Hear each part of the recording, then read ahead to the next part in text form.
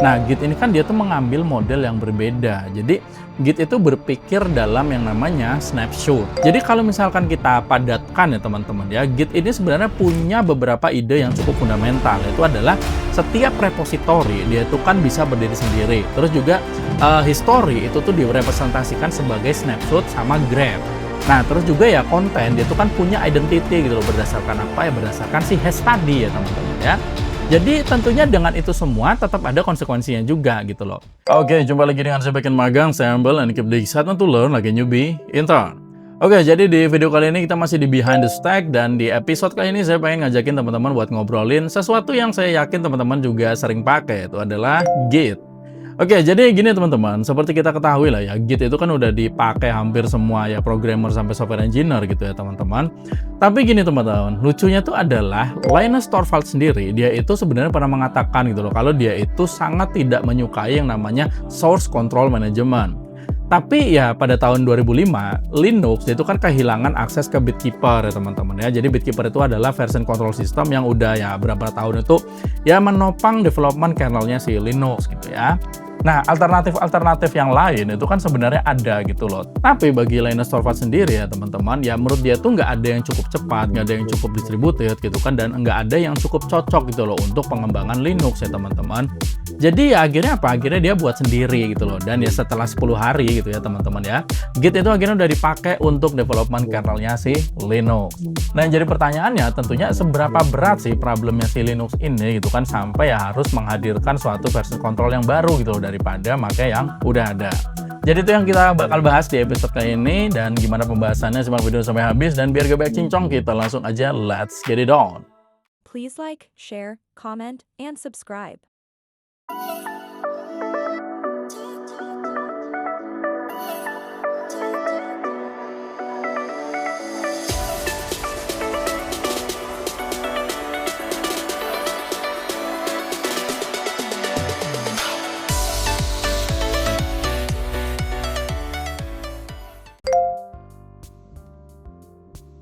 Oke, kita mulai dari yang pertama ya teman-teman ya. Jadi ya sebelum Git, Linux itu kan seperti saya tadi udah singgung, dia tuh udah pakai yang namanya Bitkeeper.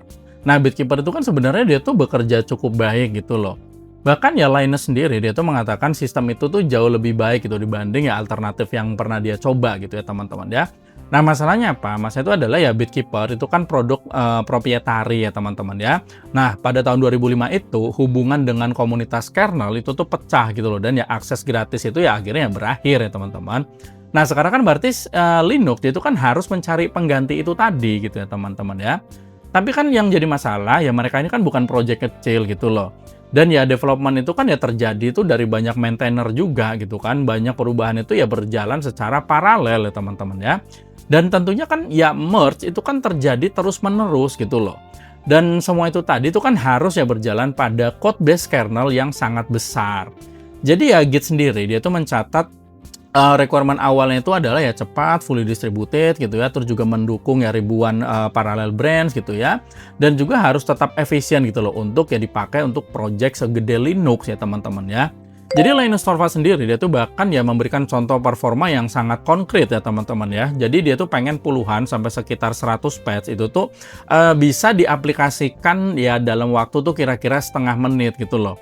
Sementara ya beberapa alternatif yang ada gitu kan yang dia udah coba itu tuh ya akhirnya tuh setelah evaluasi itu tuh bisa memerlukan sekitar setengah menit untuk apa? Untuk satu patch aja gitu ya. Jadi ya di sini teman-teman problemnya itu bukan sekedar kayak misalnya tuh bagaimana cara menyimpan version 1, version 2, version 3 gitu ya. Nah, problemnya Linux itu tuh sebenarnya adalah gimana sih ribuan perubahan independen itu tuh bisa bergerak cepat gitu loh, tanpa semuanya itu bergantung kepada satu pusat. Jadi menurut si Linus ya distributed source control itu tuh kan juga bisa menyelesaikan ya satu masalah lain gitu loh, yaitu adalah politik tentang siapa nih yang boleh melakukan perubahan. Jadi kalau setiap orang itu tuh yang mempunyai repositori mandiri ya artinya kan tidak ada satu repositori yang secara teknis itu tuh harus menjadi pusat alam semestanya gitu ya teman-teman.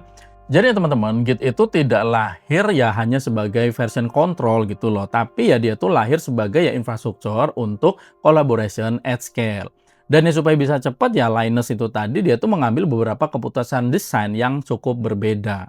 Then when you look at any particular one single piece of code, the development is not necessarily fast at all. It can take, I mean, some patches go in just in a day or two, but it can take months. It can take a year for big reorganizations to happen. So each individual piece may not be, it's not a breakneck speed kind of thing. It's just that we've been able to really modularize the code and modularize the whole development model to the point where we can just do a lot in parallel. And that's what then allows this high flow in the end.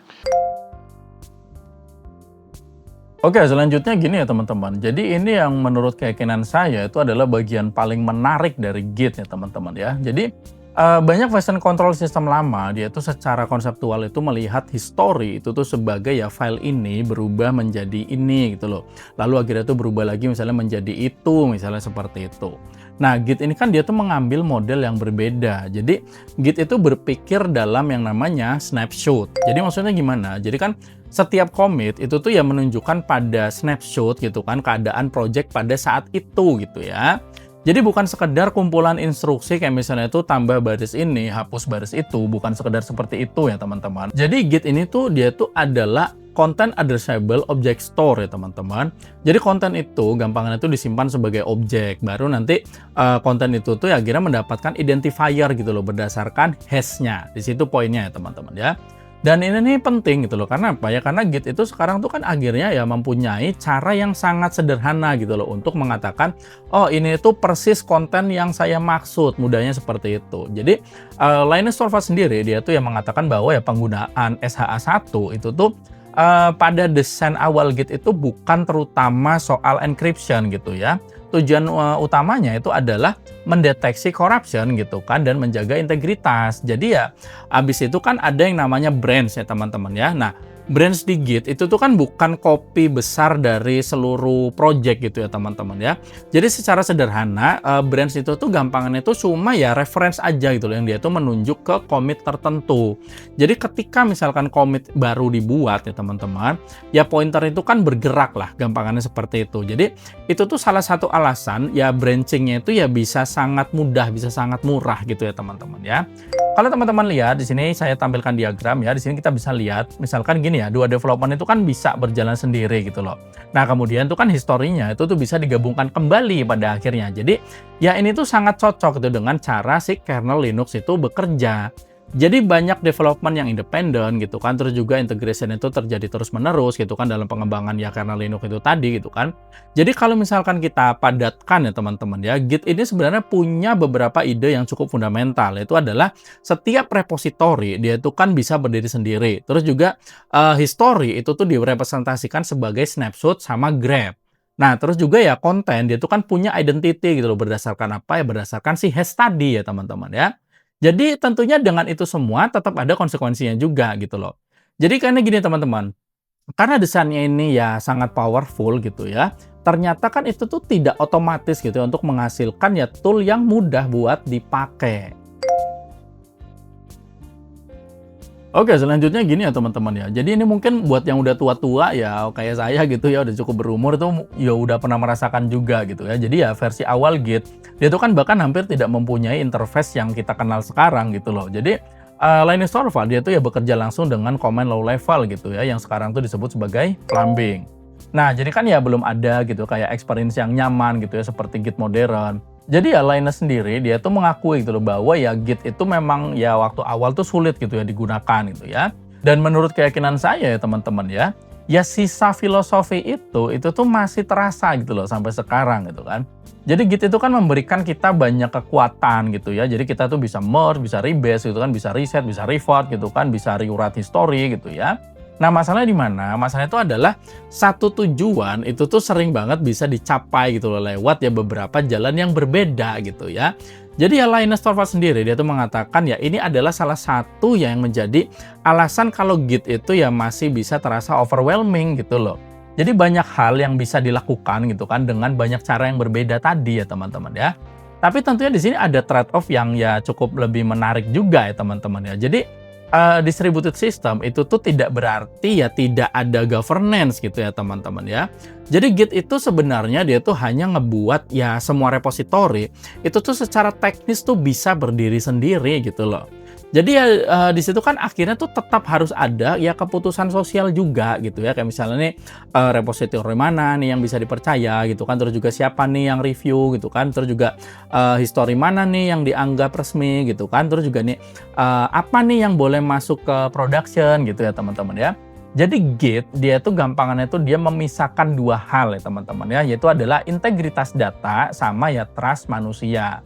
Jadi ya hash gampangannya tuh dia tuh bisa membantu membuktikan bahwa ya konten tertentu itu tidak berubah gitu ya. Tapi hash itu gampangannya dia nggak bisa untuk menentukan apakah kode ini itu tuh layak dipercaya gitu loh.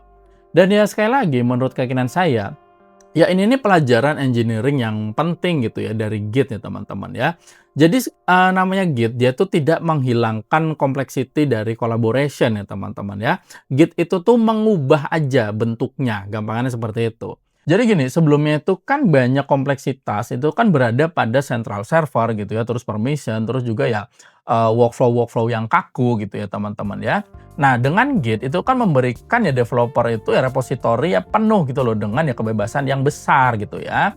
Tapi sebagai gantinya apa? Ya sebagai gantinya itu kan ya kita membutuhkan convention gitu ya, terus juga code review, branch policy gitu ya. Dan tentunya juga membutuhkan ya manusia menentukan history mana nih yang dia itu ya akhirnya bisa diterima. Jadi ya Git itu sekali lagi ya teman-teman, dia tuh bukan dibuat supaya version control itu jadi mudah gitu, bukan seperti itu tepatnya ya teman-teman ya. Tapi Git itu dibuat ya supaya developmentnya si Linux itu tuh tetap bisa bergerak dengan sangat cepat gitu ya. Walaupun ya ribuan perubahan itu tuh berjalan secara paralel. Oke teman-teman, tentunya dari semua yang udah saya sampaikan tadi kita bisa tarik kesimpulan ya. Jadi Git ini sekali lagi dia tidak lahir karena dunia itu kekurangan version control ya teman-teman ya. Tapi Git itu lahir karena ya workflow-nya Linux yaitu kan sudah nggak cocok gitu loh dengan ya banyak asumsi dari version control yang udah ada pada zamannya, gampangannya seperti itu. Jadi kan ya sekali lagi mereka tuh membutuhkan ya speed, distribution gitu kan, terus juga integritas dan juga ya branching yang murah gitu loh. Jadi ya si Linus Torvalds dia tuh merancang Git untuk ya problem-problem itu tadi gitu ya. Bukan untuk menjadi mudah, tapi ya untuk membuat collaboration at scale itu tuh tetap mungkin terjadi. Dan ya dari kebutuhan itulah kayak lagi si Git itu lahir. Jadi ya gitu ya teman-teman ya, selamat datang di Behind the Stack. Oke, jadi itu aja yang saya sampaikan pada video kali ini. Saya harap ini bisa bermanfaat buat teman-teman semua. Thank you for watching dan salam backend magang.